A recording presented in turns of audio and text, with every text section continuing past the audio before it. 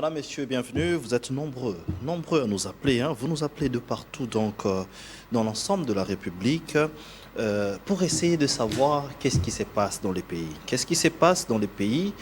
C'est clair que les pays qui nous convoitent et qui nous envient ont décidé de venir tuer chez nous, tirer chez nous, tirer et abattre les Congolais. Mais comme on dit que rien ne restera impuni, nous savons comment est-ce que ça commence et nous savons comment est-ce que ça finira. Une chose est vraie, c'est que dans de tels moments, nous avions choisi d'être patriotes. Dans de tels moments, nous avions choisi d'être à côté du pays. Dans de tels moments, nous n'avions pas choisi l'impartialité. Dans de tels moments, nous sommes dit que nous serons du côté de la République parce que nous n'avons que ces pays. Et ces pays ont des lois, ces pays ont des normes. Tu veux devenir président de la République, que tu sois journaliste, que tu sois qui que tu sois, la voie, c'est les élections.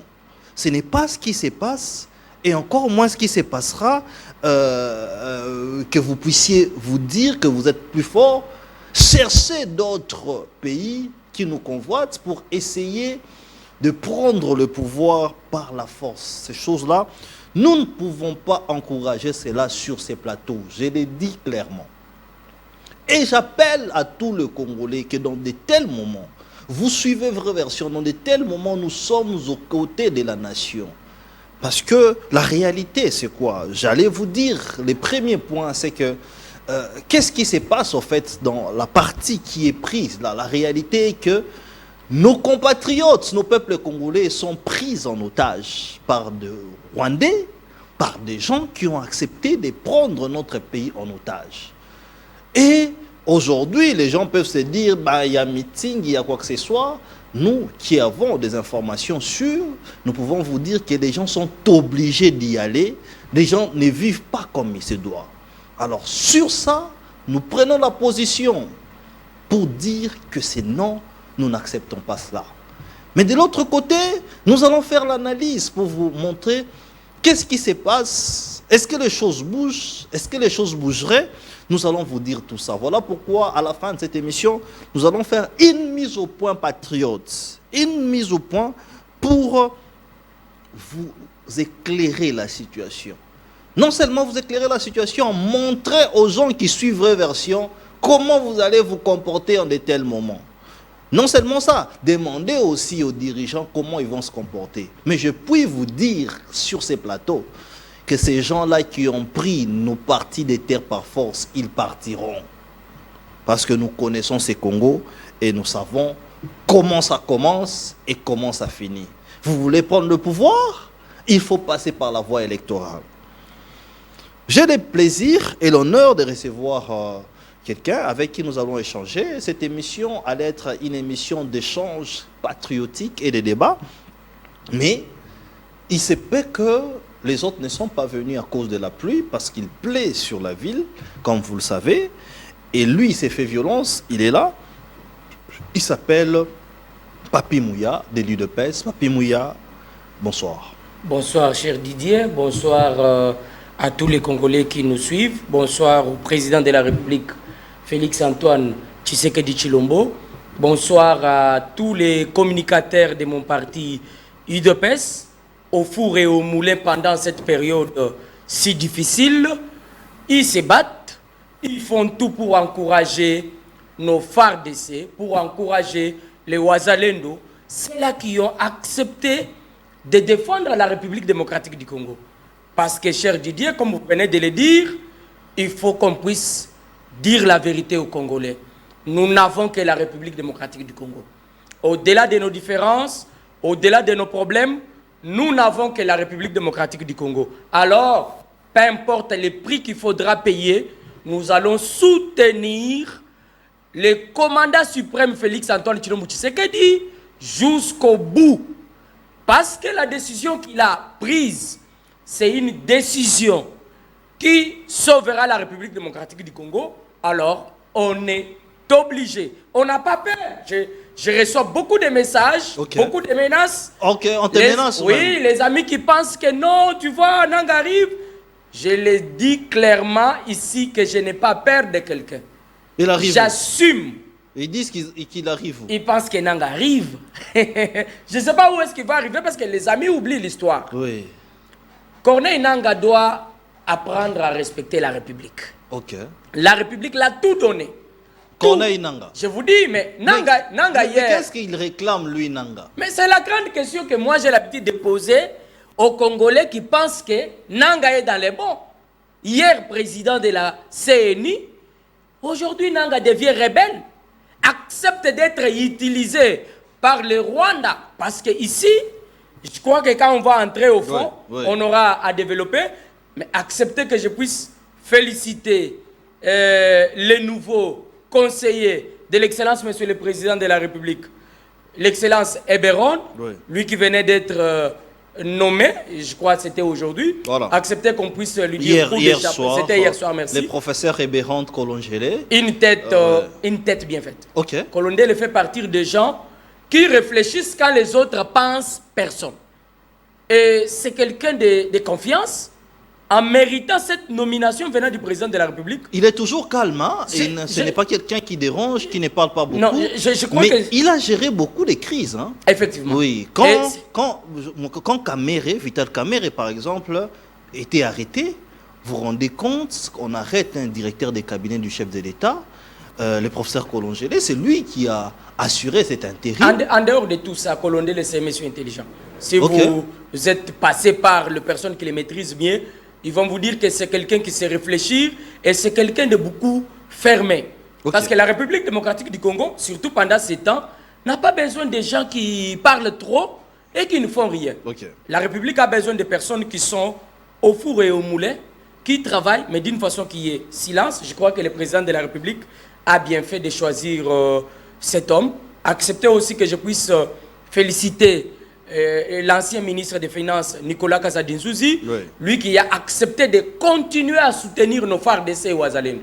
Nicolas Kazadi. Voilà, les gens pensaient que... Mais lui n'a pas bonne réputation. Non, non, quelle réputation? Il faut parler de quelle réputation? Les gens pensaient que, comme il n'est plus ministre... Nicolas Kazadi a une bonne réputation. Effectivement, il va arrêter de soutenir la République. Mais aujourd'hui, Nicolas Kazadi, même en étant... Il n'est plus ministre, mais il continue à soutenir nos FRDC, à soutenir les Ouazalendo, surtout à accompagner le président de la République, Félix-Antoine Tshilombo Tshisekedi, dans cette élite qui est noble. Très bien. Alors, première question, Papi Mouya, qu'est-ce que nous pouvons retenir de cette question sécuritaire à l'est du pays? C'est vrai que tu as dit là que les gens te disent, ben écoute, Nanga va venir, il va venir comment? Sur base de quel texte? Il va venir comment? Moi je me pose des questions, comment il va venir? Mais au-delà de tout ça, j'aimerais que nous puissions réfléchir, ça c'est la deuxième question, pourquoi les Congolais ou les Noirs hein, pensent toujours que l'accession du pouvoir doit se faire par force? Est-ce que c'est par intolérance? Est-ce que c'est par égoïsme? Est-ce que c'est par des inégalités du point de vue social et autres? Réfléchissons un peu. Qu'est-ce qui peut pousser aux gens de pouvoir toujours penser que nous pouvons régresser et penser comme si c'était des belligérants, des rebelles, c'est comme on les appelle, tuer même. C'est des gens où vous êtes censés diriger un jour si vous avez un mandat. Merci beaucoup pour la question. Avant que je puisse répondre à cette question, acceptez que je puisse ici féliciter le peuple de Goma. Qui, les rebelles pensaient humilier le président Félix Tshisekedi, mais ils se sont retrouvés en face d'un peuple qui avait encore les soucis de voir Félix Tshisekedi en train de diriger. J'ai ici une des vidéos qu'on ne sait pas vous montrer, parce qu'aujourd'hui, les rebelles montrent des petites vidéos où les gens critiquent le pouvoir. Ils sont allés avec l'idée de critiquer le pouvoir. Le peuple a réagi. Quand il crie Tshilombo, le peuple réagit Tshisekedi président. C'est à partir de Goma. Les images, c'est à partir de Goma où le peuple rappelle à Nanga que Tshisekedi est président. Peu importe vos manœuvres, peu importe vos bêtises, Félix Tshisekedi reste notre président de la République. Nous l'avons voté.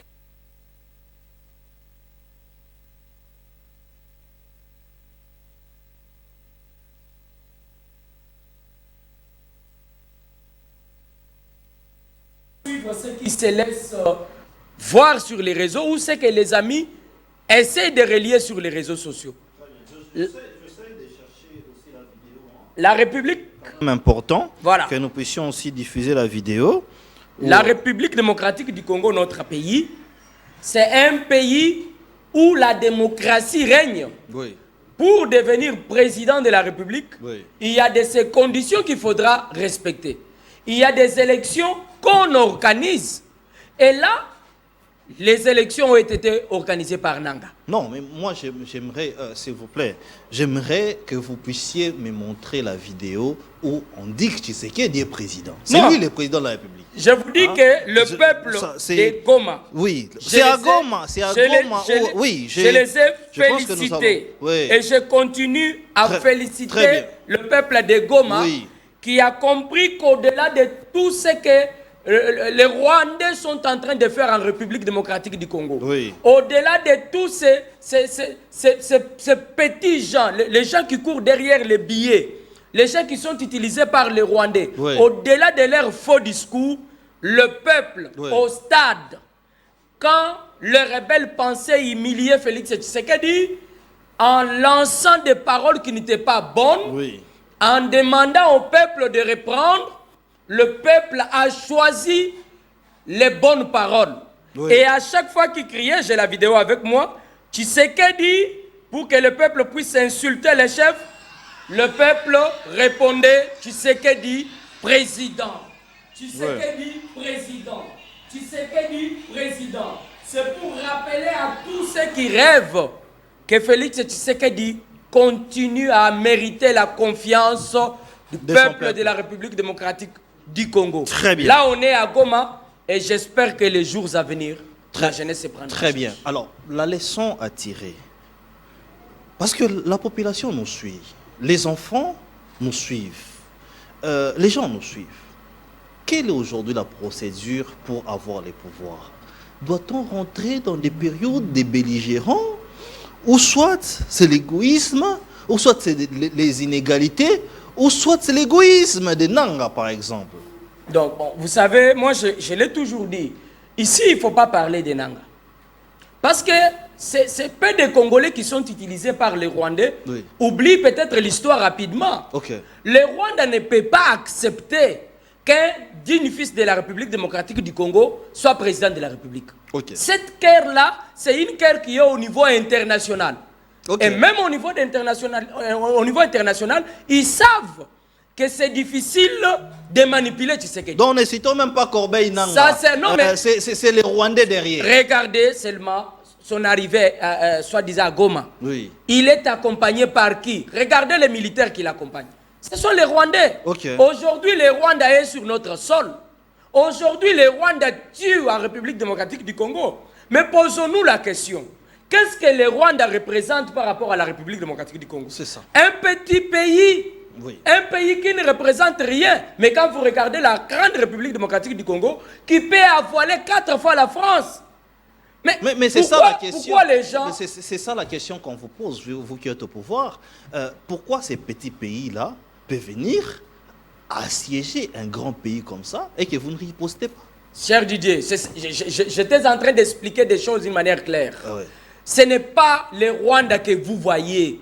Les Rwandais ne représentent rien par rapport à la République démocratique du Congo. La guerre que nous avons aujourd'hui, c'est une guerre qui est au niveau international. Et Félix Tshisekedi a pris une position pour au moins sauver la République. On vous dit que ça fait plus de 30 ans. Ici, on vous parle de l'Union européenne qui est derrière le Rwanda. Ça, on doit le dire. On vous parle ici des États-Unis d'Amérique qui est derrière le Rwanda. Vous avez tous ces grands pays au niveau international qui soutiennent le Rwanda au profit de nos minéraux. Aujourd'hui, nos minéraux sont pillés à l'est de la République. C'est le Rwanda qui facilite ces pillages. Aujourd'hui, des choses qu'on ne peut pas admettre. Qu'un autre pays, qu'une armée de notre pays puisse venir donner ou dicter des lois dans un autre. C'est des choses qu'il faudra que ça n'existe pas. Tout Congolais puisse savoir. Oui. Ce qui se passe aujourd'hui, c'est le nom de Tshisekedi. Ils font tout pour que Félix Tshisekedi accepte seulement de négocier avec l'M23. C'est ça la grande question. Mais posons-nous la question. Pourquoi jusqu'à présent, Félix Tshisekedi refuse de négocier avec l'M23? C'est parce qu'il aime la République démocratique du Congo. Oui. Il sait que si on accepte aujourd'hui de renégocier avec l'M23, oui, on va revenir aux cases de départ. C'est que la République continuera à perdre ses minéraux. Parce que cette guerre, je venais de le dire, oui, nous a imposé au niveau international pour profiter, voler nos minéraux derrière le Rwanda. Parce que le Rwanda ne peut rien faire en face de nos FARDC et Ouazalendo qui sont en forme. Très bien. Alors, la première question, avant qu'on développe ça. Quand est-ce que vous allez contrecarrer ou attaquer? Première question. Deuxième question. Ça sera toujours comme ça, hein, le pays est riche. Quelle est l'organisation qu'il faut faire pour ne pas subir toujours des attaques? Est-ce qu'il faudrait construire un mur? Est-ce qu'il faut réfléchir? Moi, j'étais aussi, c'est vrai que vous êtes l'invité, mais j'ai beaucoup mûri et réfléchi sur ces pays. Lorsque vous regardez les forums d'Alain Foucault, vous regardez vraiment des gens qui veulent le développement de l'Afrique, vous comprendrez que c'est une guerre économique, comme notre ministre l'a dit. Mais qu'est-ce qu'il faut faire pour éviter ça? Cher Didier, vous savez, il faut que l'Afrique puisse se réveiller, que la jeunesse africaine puisse se réveiller, que nous puissions comprendre que ce qui est en train d'arriver à la République démocratique du Congo aujourd'hui peut vous arriver demain. Okay. Il n'y a qu'un pays utilisé pour détruire l'unité au niveau de l'Afrique, ouais, c'est le Rwanda. Okay. C'est le président Kagame qui est utilisé pour détruire toutes les bonnes idées que les fils et les filles de l'Afrique essaient de mûrir pour faire avancer les choses en Afrique. Vous avez suivi avec moi le Rwanda, avec le président Kagame bien sûr, qui essaye même de menacer les Sud-Africains. Vous vous posez la question, mais on est où? Pourquoi ce petit pays continuera à faire ces bavures? Pourquoi l'Union européenne n'arrive pas à condamner ce qui se passe en République démocratique du Congo? Oui. Parce que les gens se posent beaucoup de questions.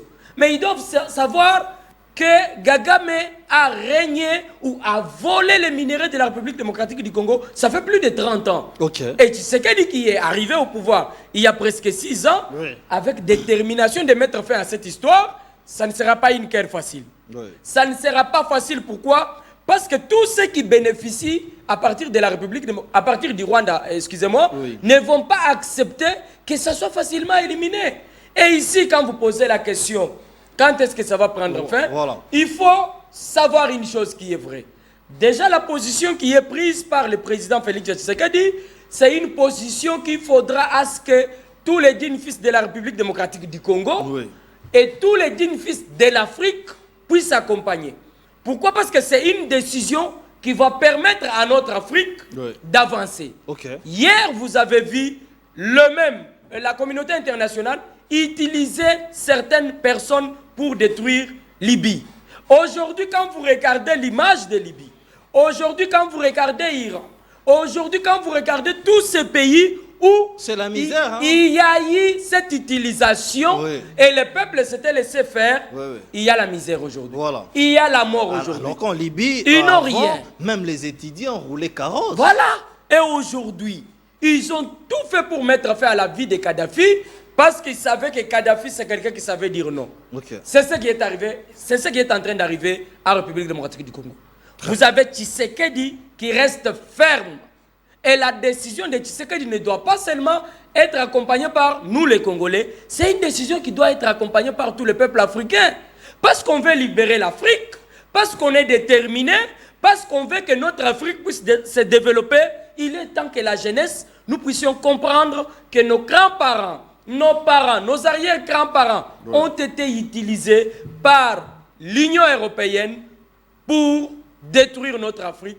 Et je ne crois pas que notre jeunesse est prête à subir ce genre d'humiliation. Très bien. Vous êtes de partout, Bozolanda Bisso, en tout cas de partout. Namoni ba message ezo kitawa tokotanga ba message au bon moment. Mais dans l'entretemps, beaucoup de messages comme il se doit. Nous sommes en train d'analyser sur l'actualité. C'est la responsabilité que nous avions eue et nous allons le faire. Alors, face à cette agression de notre pays, les Congos, je suis Congolais et dans la peau des Congolais et je parle comme Congolais. Face à cette agression rwandaise, face à cette agression où le Rwanda derrière lui, il y a l'Union européenne et les autres, quelle attitude nous devons avoir? Premièrement, première question, attitude de vous, hommes politiques. Vous qui êtes là tout le jour à parler, mais à répondre aux gens qui sont la population qui vous regarde tout le jour. Ou soit envers vous, politiques, pour éviter des frustrations. Quelle attitude politique devons-nous avoir? Ça, c'est la première question. S'il vous plaît, n'appelez pas, mais écrivez-nous. N'oubliez pas, vous pouvez appeler après, hein, parce que maintenant, lorsque vous appelez, vous dérangez l'émission. Alors, premièrement. Deuxièmement, quelle attitude doit avoir les leaders religieux? Avant, on va parler du dialogue des leaders religieux parce qu'ils sont des leaders. Et puis quand vous regardez bien, Nanga provient d'une église, tous ces rebelles-là, même les Bissimons, ils proviennent des églises, entre guillemets, ils étaient pasteurs. Troisièmement, vous êtes professionnel des médias aussi. Comment devraient se comporter les professionnels des médias? Bon, vous savez, face à cette guerre injuste nous imposée par l'Union européenne et d'autres partenaires du Rwanda, il faudra que les Congolais, que l'Africain puisse savoir une chose qui est vraie. Nous allons préférer mourir debout que vivre à genoux. Aussi longtemps qu'on se laisserait faire, notre Afrique n'ira pas de l'avant. Okay. Aussi longtemps qu'on continuera à accepter de n'importe quoi, la République démocratique du Congo ne se développera pas. Il est temps qu'on puisse comprendre une chose qui est vraie. J'ai aimé la position d'un des ministres du gouvernement Soumina, oui. Jean-Pierre Mbemba Kombo, qui a compris qu'il ne s'agit pas de Félix Tshisekedi. Okay. Il s'agit de la République démocratique du Congo. C'est les seuls, hein? C'est pourquoi j'ai demandé la position des politiciens. Pratiquement les seuls. C'est la grande question que je me pose aussi, et je vais profiter aussi de votre micro pour poser la même question aux membres du gouvernement de Mme Souminoa. Qu'est-ce qu'ils attendent pour accompagner le président Félix Tshisekedi dans cette lutte noble de libérer non seulement la République démocratique du Congo, mais l'Afrique tout entière? Qu'est-ce qu'ils attendent pour mobiliser et sensibiliser? Aujourd'hui, vous avez Jean-Pierre Mbemba. Vous avez vu ou vous êtes en train de remarquer quel apport Jean-Pierre Mbemba est en train d'apporter, pas à Félix Tshisekedi, mais à la République démocratique du Congo. Vraiment. Nous, comme jeunes, nous avons pris une position. Oui. Nous avons dit, nous allons accompagner la République démocratique du Congo jusqu'au bout. Sur cette question-là, voilà pourquoi j'ai posé la question. On a vu Bemba parler, on a vu Bemba parler. Mais il n'est pas le seul. Même à l'Union sacrée, les gens se sont tués. On va parler de propos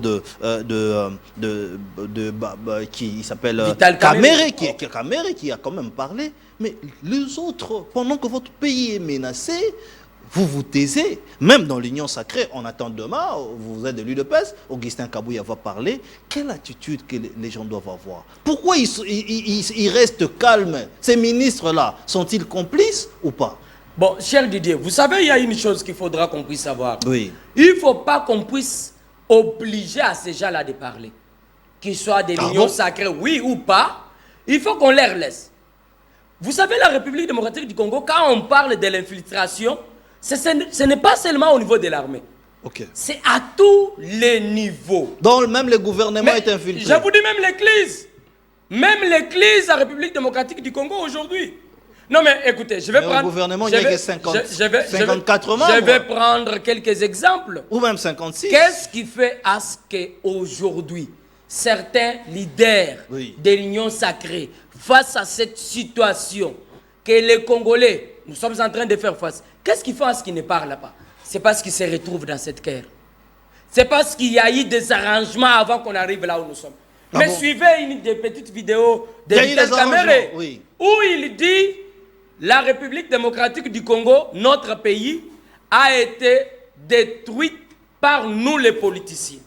Oui. Parce que nous avons accepté nous servir, nous et nos membres de la famille. Voilà pourquoi j'avais posé la question. Nous parlerons de ces propos-là, parce que c'est quand même... Je parle de Vital Kamerhe. Oui, oui. Là, c'est les propos qui sont sortis de la bouche d'un grand leader comme Vital Kamerhe. Justement, mais quand il dit ça, laissez-moi vous relancer. Quand Vital Kamerhe dit que les problèmes, c'est que nous, les politiques, nous nous sommes servis nous-mêmes, nous avons servi nos familles et nos enfants, ça c'est vrai.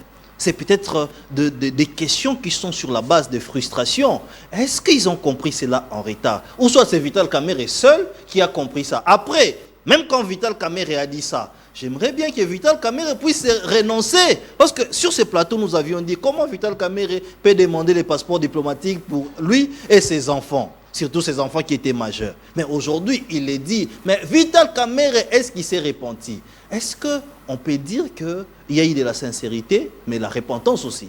Je l'ai toujours dit, personnellement, je n'ai jamais préféré être hypocrite. Oui. Je ne fais pas confiance à Vital Kamerhe, personnellement. Ah bon? Sincèrement. Depuis Vous le pensez début, qu'il joue un double jeu? je ne l'ai jamais fait confiance, sincèrement. Parce qu'en regardant la République démocratique du Congo, Oui. en lisant l'histoire de la République démocratique du Congo, si vous lisez bien cette histoire, vous allez voir Vital Kamerhe dans l'histoire de la République démocratique du Congo. Oui. Quel est le rôle qui avait été joué par Vital Kamerhe pendant, si vous relatez bien sûr l'histoire de la République démocratique du Congo, Oui. quel est le rôle qu'il a eu à jouer? Vous allez voir qu'à chaque position, Oui. à chaque passation, Oui. à chaque moment difficile que la République démocratique du Congo passait, Il est toujours là. Vital Kamerhe s'alignait toujours du côté où il pensait que ça va. Pas du côté de la République. Ok. Voilà pourquoi j'ai relis ses propos avec sa position. Il dit, la République démocratique du Congo, notre pays, n'avance pas parce que nous, hommes politiques congolais, nous avons travaillé pour nos intérêts Oui. et les intérêts des membres de nos familles. Mais regardez la position qu'a Félix Tshisekedi aujourd'hui. Je repose la question. Si Tshisekedi voulait se faire des millions, mais il ne pourra qu'accepter négocier avec les M23. Pourquoi jusqu'aujourd'hui il refuse? C'est parce qu'il sait que dans l'accord qui a été signé par le M23, bien sûr que c'est l'armée rwandaise et les anciens dirigeants de la République démocratique du Congo, il n'y a pas eu intérêt de la République démocratique du Congo. Ok. Le pays n'a pas bénéficié. Quand vous regardez jusque là où nous sommes arrivés, les gens parlent du peuple d'abord. Le peuple d'abord viendra comment? Si nos minéraux sont pillés par l'Union européenne qui se cache derrière le Rwanda. Si vous demandez qu'on puisse construire les routes, qu'on puisse construire les hôpitaux, qu'on puisse construire les écoles, on va le faire comment? Si nos minéraux. Aujourd'hui, on vous parle de Rubaya qui produit plus de 15% des minéraux qui sont utilisés au niveau mondial. Mais qui occupe ces sites? C'est le Rwanda. Aujourd'hui, ils détruisent la République démocratique du Congo. Soyons clairs, cher Didier. Je l'ai dit au début, nous n'avons pas un autre pays à part la République démocratique du Congo. Très bien. Si aujourd'hui on fait semblant de laisser Félix Tshisekedi seul dans cette guerre, sachez bien que Tshisekedi partira. On restera esclave de l'Union européenne qui se cache derrière le Rwanda. Très bien. Puisque nous parlons de l'attitude de nos politiciens, on a énuméré là l'attitude bien évidemment de Vital Kamerhe, mais il n'a pas dit que ça. Kamerhe a beaucoup parlé ces derniers temps, c'est quasiment le seul leader qui a parlé. Il a encore dit que nous devons négocier, il l'a dit clairement, et il va plus loin pour dire que on risque même, il a dit que il a utilisé un terme pour dire que le jour n'est pas de notre côté. Parce qu'on risque de nous prendre Bukavu. Comment vous avez trouvé ces propos? Je vous ai dit que dès le départ, que personnellement, je ne fais pas partie des gens qui font confiance à Vital Kamerhe. En suivant ces propos, il faut déjà élaguer ou écarter l'idée de négocier. Oui. Négocier là avec les rebelles. Le Rwanda, c'est notre voisin, au-delà de tout ce que nous pouvons dire, c'est notre voisin éternel. Oui. Discuter, échanger avec le Rwanda, oui. Mais on va échanger avec le M23, pourquoi? Il y a eu élection en République démocratique du Congo, Oui. organisée par Nanga. Félix Tshisekedi est sorti président de la République. On va maintenant négocier avec ces rebelles pour quelle cause? Très bien. Parce qu'ils avaient déjà l'habitude de négocier, qu'est-ce que la République avait gagné? Où est-ce que nous sommes? Je crois qu'il est temps que les politiques congolais puissent savoir qu'ils ne sont pas les seuls.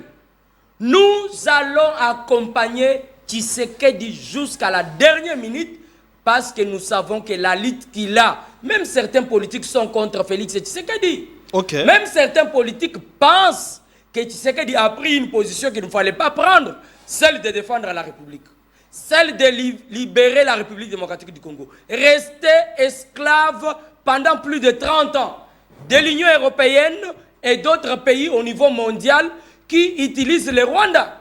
Mais aujourd'hui, si nous avons compris que cette guerre que la République fait face a un début, et le début, ça n'a pas été Félix Tshisekedi. Très bien. Mais Tshisekedi prend la position de faire cesser cette guerre. Très bien. Attitude des hommes politiques, le ministre de la Défense aussi a parlé, mais son discours a été bizarrement, c'est vrai qu'il a dit des bonnes choses que les gens n'ont pas entendues. Par exemple, quand Guy Mwadianvita,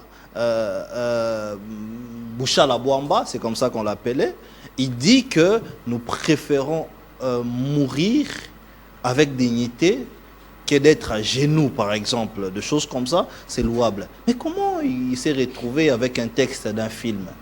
Non, cher Didier, vous savez, aujourd'hui, ce n'est pas un texte d'un film. Oui. C'était une idée tirée dans un discours d'un des dirigeants, d'un grand monsieur à l'époque. Voilà. Mais seulement, il y a eu omission. Il fallait qu'on puisse préciser que l'idée vient de telle. La citation, donc. C'est une erreur qui avait été commise par la dame qui était chargée des communications, qui est d'ailleurs suspendue par rapport à cette erreur. Mais au-delà de tout, quand vous suivez Kikabo Mwadianvita, dans ces discours, il n'y a pas seulement ça. Voilà. Aujourd'hui, les Rwandais utilisent même les médias. Tout ce qui sort de bon, ils font semblant. Ils se sont appris à Kikabo Mwadianvita par rapport à ça. Mais au-delà de cette histoire qui avait été dite par Kabo Mwadianvita, il y a beaucoup de choses importantes qui sont sorties des discours de Kabo Mwadianvita. Aujourd'hui, regardez ce qu'ils sont en train de tenter de faire à Mouyaya. Aujourd'hui, l'armée numérique rwandaise est contre Mouyaya. Ils tirent. Qu'est-ce qu'on fait à Mouyaya? Vous pensez que Mouyaya communique suffisamment? Non, mais écoutez, il fallait qu'il puisse faire quoi pendant ce temps? Pendant ce temps, il doit multiplier. Attention, justement, on ne doit pas jouer au jeu de l'ennemi. Oui. Mouyaya joue le rôle qu'il fallait jouer. Pendant ce temps, il faut qu'il multiplie les échanges avec les Congolais, qu'il puisse relier les discours qui viennent du chef. Mais regardez les jeux du Rwanda. Connaissant déjà que ce que Mouyaya fait, finira par réveiller le peuple congolais. Il a, avec son équipe bien sûr, ils se sont rangés pour attaquer Mouyaya, avec des propos qui n'ont rien à voir avec la réalité, pendant que nous sommes pendant un temps de la guerre, un temps où la République est attaquée. Oui, ils sortent même des dossiers sur Mouyaya, que Mouyaya pour aller avec une femme, il doit utiliser la demi-app et tout. Mais pourquoi en ce moment?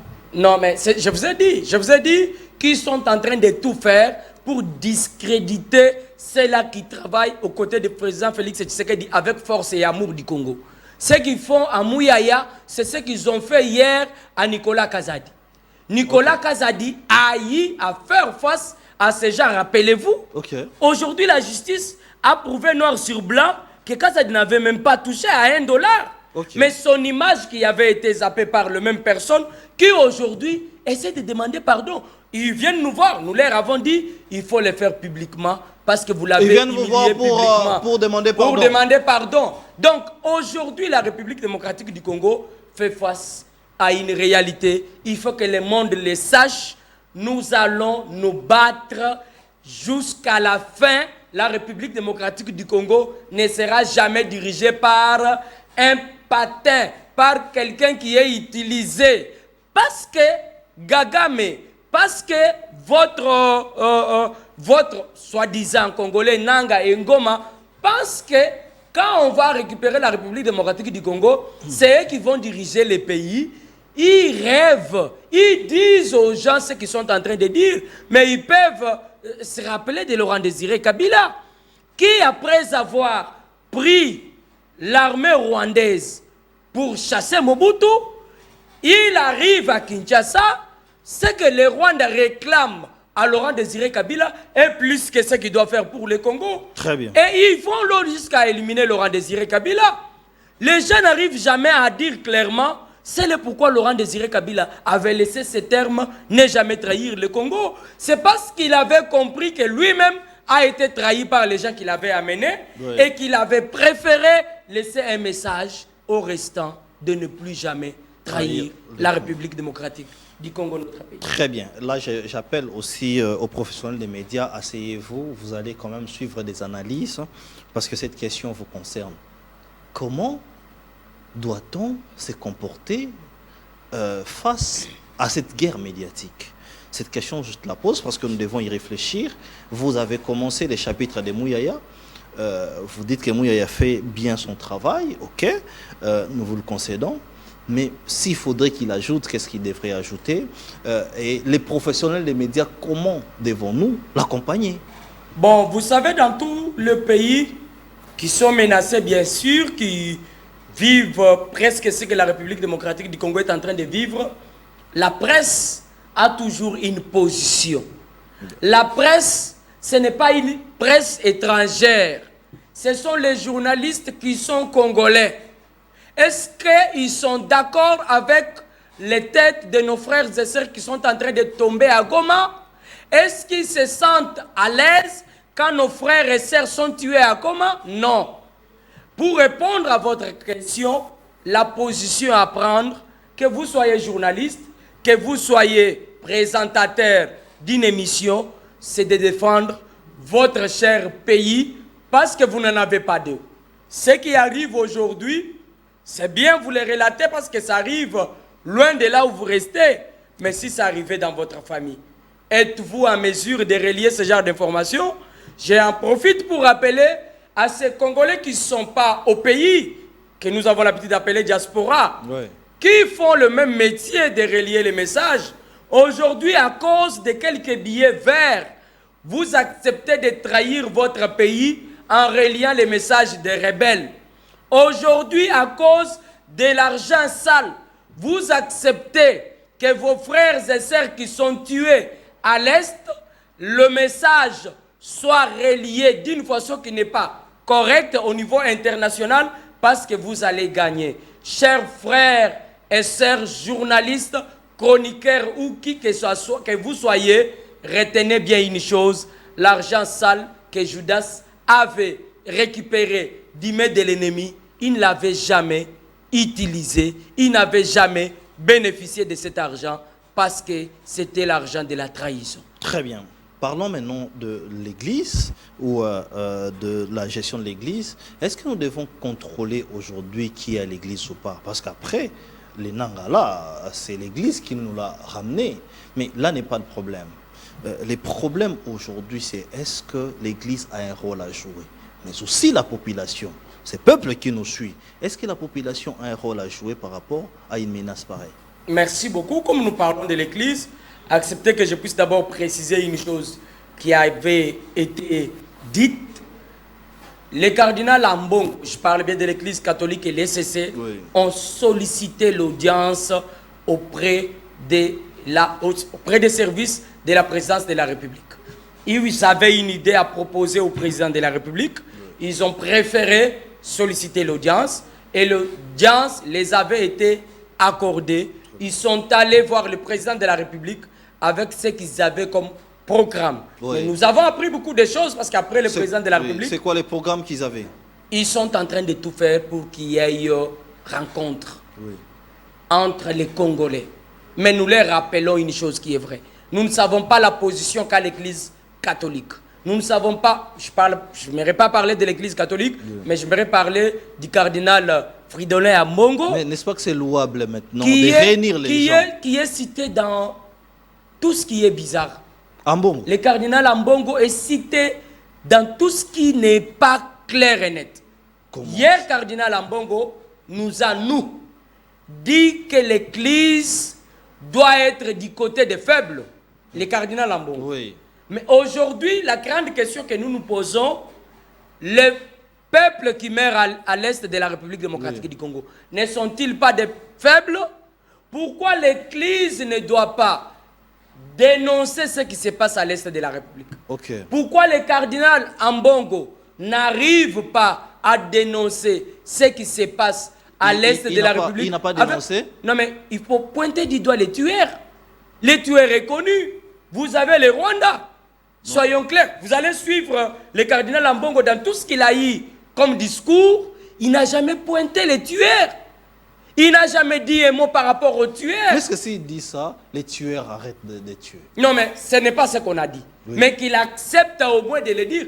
Comment vous voulez à ce que le pape, qui n'est pas au Congo, puisse dire un mot par rapport à ce qui se passe à la République démocratique du Congo? Mais un cardinal qui vit avec vous, quand on lui pose une question par rapport à ses morts à Goma, il vous dit qu'on n'est pas politique. Mais lorsqu'il faut parler des intérêts personnels, lorsqu'il faut récupérer les véhicules des politiques, lorsqu'il faut récupérer les concessions qui viennent du main des politiques, vous ne rappelez jamais que vous n'êtes pas politique. Vous les récupérez au moins. Mais lorsqu'il faut défendre les faibles que vous avez toujours prétendu défendre, vous pensez que vous n'êtes pas politique. C'est injuste. L'Église doit jouer un seul rôle. Très bien. Il y a l'Église parce qu'il y a la République démocratique du Congo. Je parle de l'Église ici au Congo. Si aujourd'hui il n'y a pas le Congo, on ne va pas parler de l'Église ici en République démocratique du Congo. En regardant seulement ce qui est en train de se passer à l'Est, Goma, tout ce qui est en train d'arriver, on ne peut pas parler de l'Église sans parler de la République démocratique du Congo. Très bien. Nous avions vu la même Église essayer de réunir les gens. Est-ce que nous allons à un dialogue? Est-ce que nous allons à une table ronde où tous les Congolais vont se retrouver pour se parler en face? Je rappelle que la Senco a vu les présidents, après ils ont vu Martin Fayulu, après ils ont vu les groupes des opposants, hein, notamment Délice Sanga, Alain Bolodjoa, ils étaient vraiment nombreux, même Bernadette Stokaoulou, l'ancienne DG de la SNEL. Tous les mécontents sont vus. Est-ce que nous pouvons nous dire que nous allons dans une table où il y aura tout le monde et on connaît comment ça se passe? Comme Congolais, comme jeune, je me permets de reposer cette question au président de la République, mon président Félix Antoine Tshilombo Tshisekedi. Oh, vous voulez poser la question au président? Je me permets de poser cette question en regardant votre caméra au président Félix Tshisekedi. Il nous suit très souvent. Excellence Félix Tshisekedi, pensez-vous, êtes-vous très sûr que si aujourd'hui nous dialoguons au niveau interne, la guerre de l'Est prendra fin? Êtes-vous très sûr, si nous acceptons aujourd'hui de dialoguer, Joseph Kabila ne fera pas partir, parce que Kabila fait partir des rebelles, vous le savez, mieux que moi. Êtes-vous sûr que si aujourd'hui, les gens qui vous proposent, bien sûr, qui vous donnent des propositions, si on accepte d'aller au dialogue, ils vont accepter, ce sont des questions que j'envoie au président de la République, ils vont accepter que Nanga soit traité des rebelles par les Congolais parce qu'ils tuent à l'est de la République? Excellence, Monsieur le Président de la République, nous pensons que cette question de dialogue n'est pas opportune. Nous pensons que cette question de dialogue ne viendra pas résoudre la question de l'Est de la République. Tout celui qui a une bonne proposition, pourquoi il ne peut pas vous ramener cette proposition pour vous permettre, une proposition bien sûr par rapport à ce qui se passe à l'Est, pour vous permettre d'enchérir vos idées avant de récupérer nos territoires qui sont entre les mains de l'ennemi. Très bien, merci. Vous dites que Kabila est aussi rebelle? Joseph Kabila fait partie des rebelles. Ça, je peux le dire clairement. Ah bon? Non, mais Joseph Kabila, comme ancien président de la République... Vous avez de preuves? Oui, mais je vous dis, permettez d'abord que je puisse poser la question aussi aux Congolais. Comme ancien président de la République, ceux qui meurent à l'est de la République, ce ne sont pas des Congolais? Qu'est-ce que Kabila pense comme ancien président de la République? Est-ce qu'il n'a pas un mot à dire par rapport à ce qui se passe? Il ne dit rien. Pourquoi il ne dit pas? C'est parce qu'il fait partir des gens qui continuent à comploter pour que la République démocratique du Congo soit récupérée par les inconscients, par les Rwandais qui pensent qu'on est des femmes et qu'on va les laisser là-bas. Très bien, nous allons lire une partie des messages, prière, de commencer à faire Sokrito Bandi émission, vous écrivez bien avant. Sa livrée version, je vous suis depuis Ngaliema. J'ai juste une question. N'appelez pas. Si vous appelez, vous allez nous déranger. Écrivez. Sa livrée version, je vous suis depuis Ngaliema. J'ai juste une question. Est-ce que pour sauver la nation, il faut passer par la négociation ou la guerre? Ou la guerre. Sachant que nous avons un bilan catastrophique des morts, la légitime défense est reconnue de droit comment nos autorités oublient ça. L'intérêt général, la négociation. Kelly Keteti. Monsieur, bonsoir, c'est Monsieur Ibrahim depuis Mokaline Deko. Azan a raison vraiment. Notre président, il faut vraiment des prières pour lui. Tshisekedi, c'est le père de... Ouais, ben lui, il n'a pas signé, hein, il n'a pas signé son nom. Non, il a dit, c'est M. Ibrahim. M. Ibrahim, nous avons lu ton message. Tshisekedi, c'est notre père du sang. Po asilisi bitumbaya este biso tozana simanaye. Moi, c'est Petit Mboma Aaron à Bandalungwa. Donc, on essaye comme ça de faire interagir tout le monde pour savoir que nous sommes maintenant ensemble pour cette question. Vous comprenez un commentaire? Vous comprenez que le peuple commence à comprendre.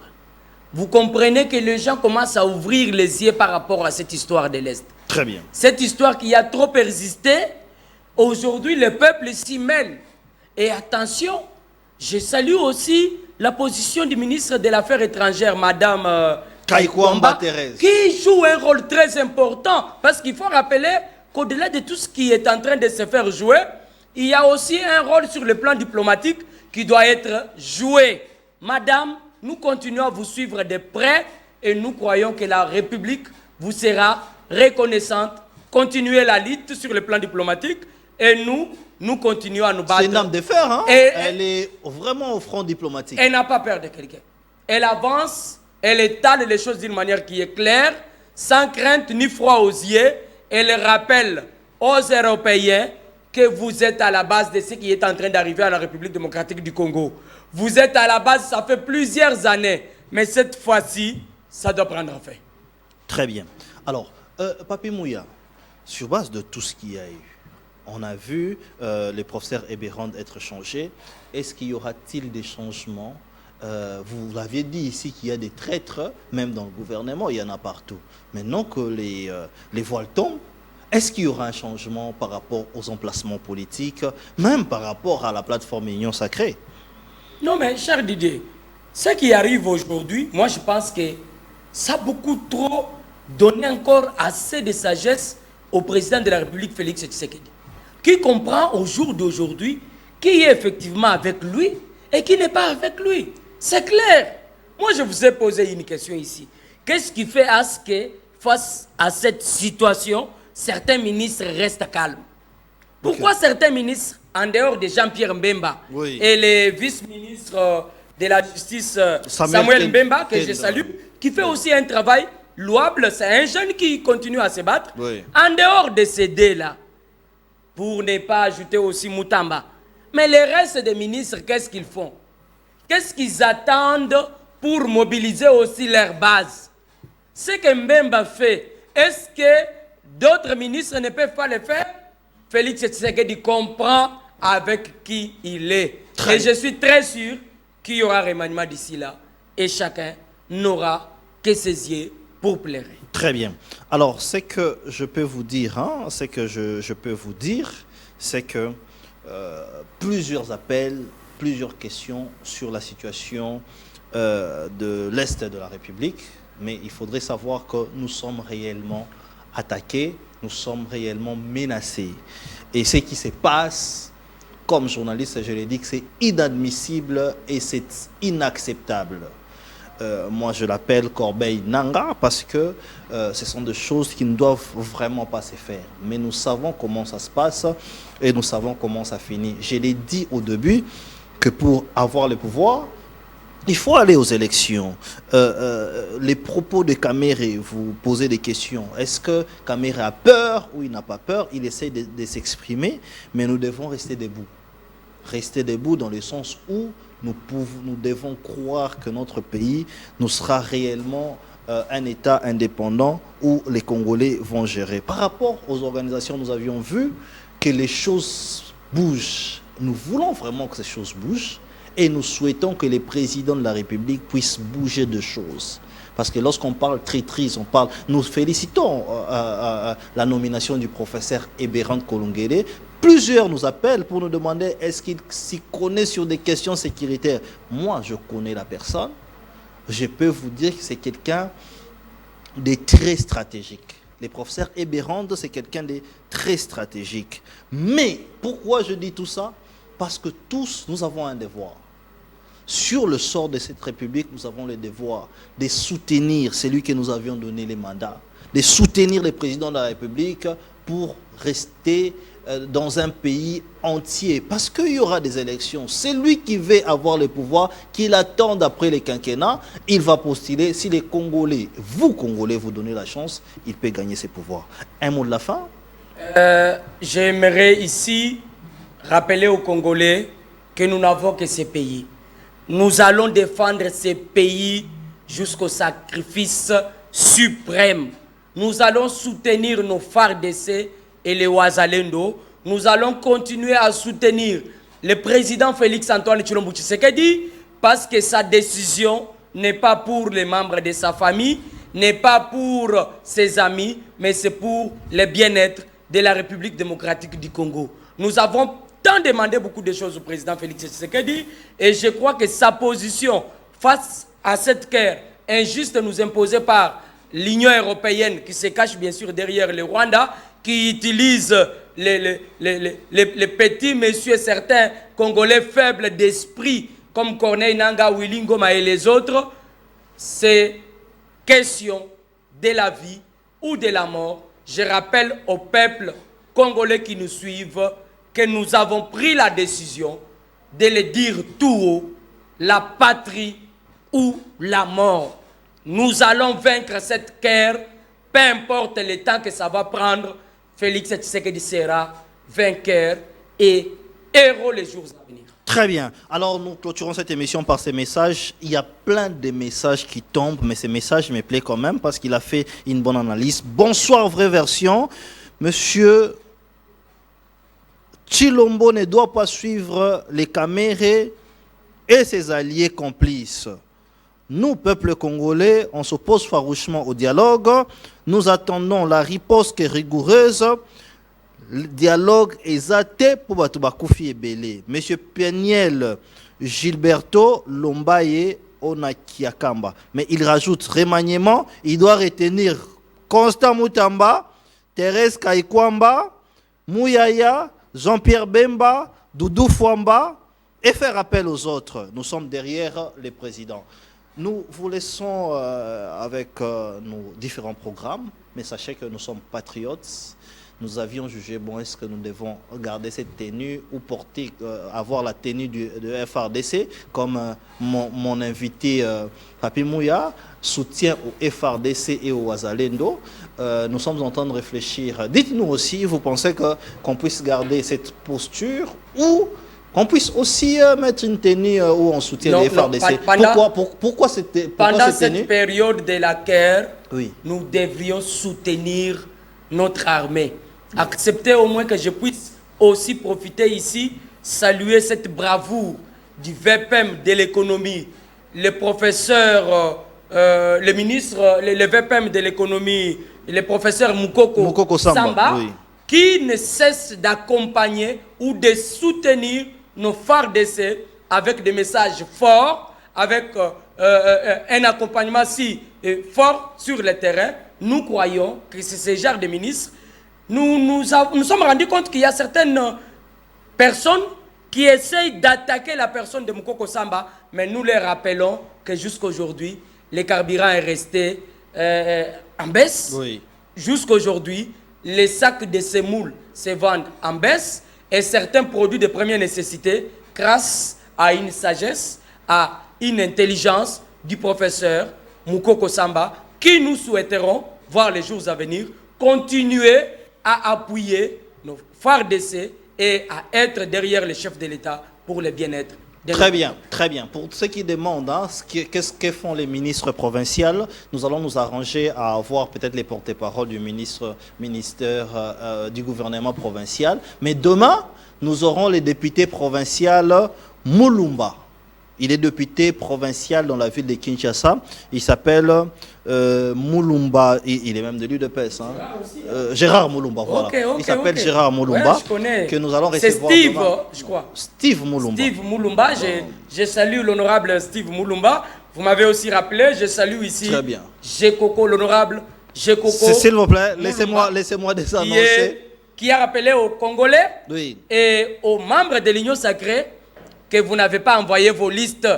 Quand il s'agit de la CAIR, oui. vous n'envoyez pas de listes. Mais quand il s'agit des postes, vous envoyez des listes. Pour dire que nous sommes premiers force politique. Nous avons aimé, Gekoko Mulumba, nous vous saluons à partir de là où vous êtes. Très bien. Alors demain, soyez branchés, nous allons recevoir l'honorable Steve Mulumba qui est député provincial dans la ville de Kinshasa. Nous allons échanger avec lui. Mais la semaine prochaine, c'est entre mardi ou mercredi, où nous préparons un plateau spécial où nous recevrons Christian Boussembe qui est président du CESAC, Conseil supérieur de l'audiovisuel.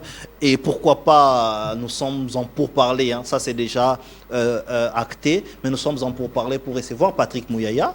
Il a plusieurs questions, Patrick Mouyaya, le ministre de la Communication, il a plusieurs questions, nous avons et nous prévoyons pour lui. Donc, écrivez des questions, posez des questions à Christian Boussembe, posez des questions à Patrick Mouyaya. Si vous le faites un peu plus tôt, nous allons faire un échange en direct. Dans notre temps, restez branchés, nous vous disons au revoir.